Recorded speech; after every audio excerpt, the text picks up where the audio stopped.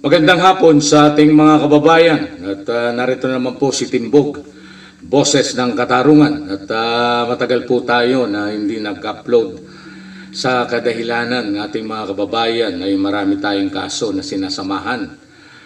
Alam nyo yung kasong sinamahan ko nung isang araw ating mga kababayan ay suntok sa buwan po ang kaso.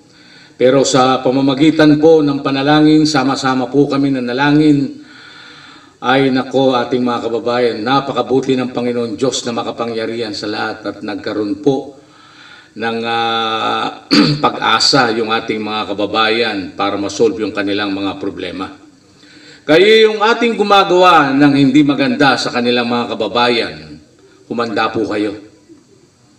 Sa bawat inaapi po ninyo, sa bawat inaabuso ninyo, ay may katapat po kayo. At lahat po ng mga ginagawa nyo, lalong-lalo na sa inyong mga kababayan at lalong-lalo na sa inyong kapwa, ay hindi namin kayo lulubayan. Pipilitin po namin na magkaroon ng katarungan yung ating mga kababayan.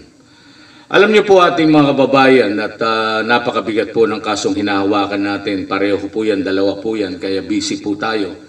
Ang ginagawa ko po ating mga kababayan, ako na mismo ang sumasama para makatiyak ako na masigit matulungan yung ating mga kababayan. Ako mismo at sa sangay ng gobyerno pupunta po tayo dyan para matulungan natin ang ating mga kababayan. Sama-sama po kami. At ang una po namin ang panalangin sa Panginoon. Dahil itong programang ito ating mga kababayan, kaagapay po ang Panginoon Diyos na makapangyarihan sa lahat.